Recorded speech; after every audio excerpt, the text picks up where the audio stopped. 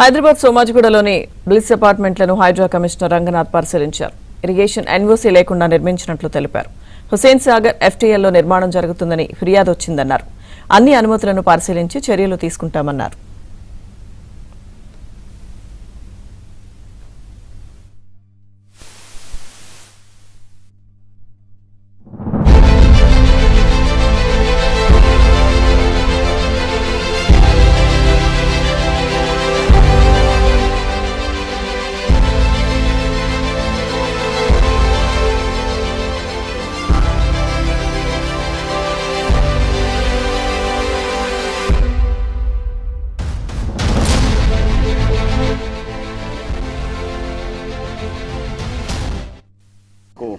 ఈ కంప్లైంట్ మీద ఇరిగేషన్ ఇచ్చిన రిపోర్ట్ మీద ఇది ఎఫ్టీఎల్లో ఉందని ఇరిగేషన్ వాళ్ళు ఇచ్చిన దాన్ని బేస్ చేసుకొని ఇది ఒక జాయింట్ ఇన్స్పెక్షన్ చేశాము.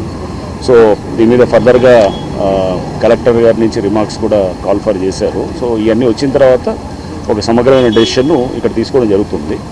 సో అంటే మాకు అర్థమైంది ఇక్కడ ఆఫ్టర్ అంటే తెలంగాణ స్టేట్ ఫార్మేషన్ తర్వాత ఈ ఏరియాలో ఎక్కడ పర్మిషన్స్ ఇవ్వలేదు వితౌట్ టేకింగ్ ఇది మన ఈ హుసేన్ సాగర్ దీనికి సంబంధించిన ఇది వాటర్ అది ఎఫ్టీఎల్ నోటిఫికేషన్స్ దాని గురించి అనేది అంటే అది డ్రాఫ్ట్ నోటిఫికేషన్ అయింది 2023 అని అంటున్నారు. అది కూడా ఇంకా వెరిఫై చేయాలి. ఇంకా ఇదంతా this all in very basic స్టేజ్లో ఉంది. బట్ ఏదైనా కానీ 2014 to 23 మధ్యలో ఇక్కడ ఎక్కడ పర్మిషన్స్ కాలేదు. సో వీళ్ళు ఈ పర్టికులర్ ఏదైతే ప్రదీప్ కన్స్ట్రక్షన్స్ అది ఉన్నారో దీనికి ఇక్కడ కంప్లైంట్ మీద మేము ఎంక్వైరీకి వచ్చాము. ఇరిగేషన్ వాళ్ళు ఆల్రెడీ ఒక మాకు ఇచ్చినటువంటి ప్రిలిమినరీ ఎంక్వైరీ రిపోర్ట్ మీద ఇక్కడికి రావడం జరిగింది. అందరము జిహెచ్ఎంసీ కమిషనర్ గారు, నేను, కలెక్టర్ గారు, town planning, irrigation engineering team అందరం. సో దీంట్లో వచ్చేసేటప్పటికి మనకి వస్తున్నది ఏంటంటే ఇరిగేషన్ ఎన్ఓసీ లేకుండా తీసుకున్నారనేది ఇరిగేషన్ డిపార్ట్మెంట్ మాకు ఇచ్చినటువంటి దీంట్లో అర్థమవుతుంది. సో ఏదైనా కానీ సమగ్రమైన ఎంక్వైరీ చేసిన తర్వాత దీని మీద చర్యలు ఉంటాయి తప్పకుండా. ఎందుకంటే ఇరిగేషన్ ఎన్ఓసీ లేకుండా ఎఫ్టీఎల్లో కడుతున్నారనేది ఇస్ ఇరిగేషన్ నుంచి వచ్చినటువంటి రిపోర్ట్. ఇది డ్రాఫ్ట్ నోటిఫికేషన్ అయింది, ప్రిలిమినరీ నోటిఫికేషను.